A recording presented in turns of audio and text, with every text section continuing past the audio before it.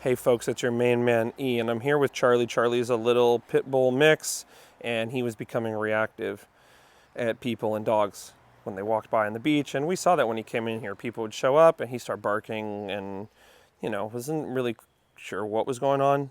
But break, I wanted to make sure that we address this soon. Okay, so when you're dealing with reactivity in a puppy, first of all, one thing to think about is the dog is probably scared to some extent.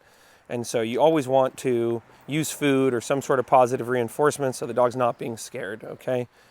Break. So just a moment ago, believe it or not, like he barked at one of my helpers here, and I just literally didn't say anything to him. I pulled on the leash, he came back to me, and I gave him some food. Good. The things we want to avoid is like talking, touching, staring at the dog, and just attempting to stop the behavior without stopping it, or attempting to tell the dog it's okay without really them feeling like it's okay. Good. So the way we're going to tell the dog who's scared that it's okay is we're going to give them toys or we're going to give them food. Petting them, talking and touching is not always the best way to help them feel safe. Let's go. The other thing we're going to do is we're going to start learning how to teach the dog to set boundaries with the leash versus the dog just pulling on the leash like crazy and getting all frustrated. And so beginning to teach the dog that when I tug on the leash, they come back to me is the other part of this process. So you toss a piece of kibble here, you tug on the leash. Yes. A lot of times when people are training puppies, they don't have a leash on the dog. They're waiting until the dog is struggling out in the real world, and then they put a leash on the dog. And what can happen is the dog actually doesn't think a leash means training time. They think, oh man, when there's a leash on, something crazy is going to happen, and I'm going to go outside and get distracted. So I integrate the leash into the training very early on with a puppy. And what you can see is me tossing a piece of kibble, tugging on the leash, treat, marking, and giving food. So break, toss food. I'm going to wait till he eats it.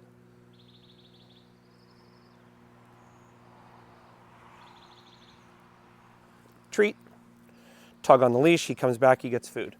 Break. Treat, break, break. Now this is the other thing that happens. You can see the dog staring at me. The dog learns that the only time I train with someone, I'm staring at somebody and they're staring at me. And unless I actively get the dog distracted and bring their attention back to me, I'm not going to have success once the dog gets distracted. The dog is going to get distracted and I'm going to be like, why is this dog now checked out of the training sessions? Early on when I'm training the dog, I want to create some sort of way for them to check out of the session, treat, and then some way for them to immediately come back into the session because of a tactile sensation they're feeling, like the leash.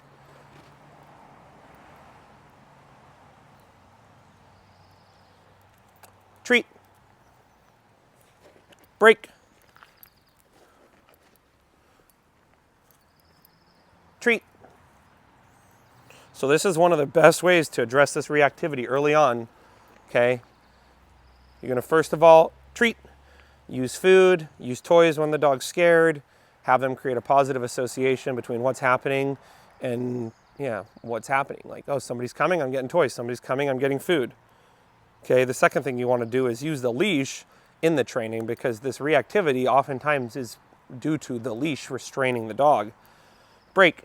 And even if it's not due to the leash and the dog's reactive when they're not on a leash, like they're just in the backyard reactive or in the front yard, treat. You're going to need that leash at some point to pull their attention away from that thing and to get them to focus on you again. Believe it or not, right here, I'm actually going to pause the session and just kind of see how the dog's doing. This dog here is very trainable. He's very focused and very driven for food.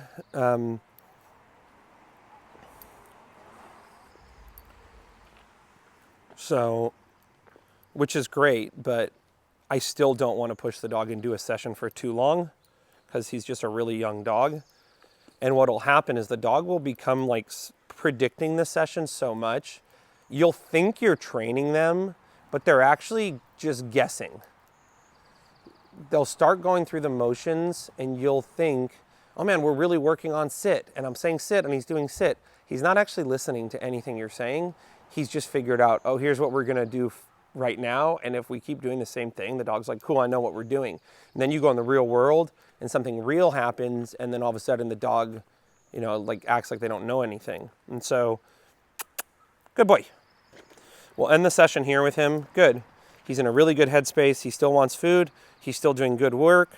We end on a high note. We end when the dog's doing good. And in fact, in this particular case, I'm going to let him forage and just look for a little bit of these last pieces of kibble. And maybe I'll talk briefly about that. When you have this type of dog, he's extremely focused on us, which is freaking awesome. Like, that's amazing. But what can happen with these types of dogs is when they're focused on you, they're great, everything's fine. But they lack the confidence to move away from you. They lack the confidence to think on their own. And so this is the type of dog, they'll be with you, you're fine, you're going to the store, you're going to the restaurant, they're not reactive, all of a sudden you leave them in the yard alone, and then they go crazy. And so tossing food like this, getting the dog to move away from us and explore is going to help him build up that confidence to not only be confident away from us, but to understand that the training occurs when he's right next to us and the training occurs when he's away from us and we're not really paying attention to us. So appreciate you guys watching this video. And if you did watch this video all the way through, you've got a super lucky dog that you have more than the attention span of a 5-year-old child. And you're willing to watch a movie for several minutes to help your dog versus just watching TikTok for 10 seconds and thinking that's actually going to solve a problem with your dog that's like for real. So appreciate you guys. And yeah, if you watch this video, give yourself a pat on the back and realize you're better than most people who have dogs.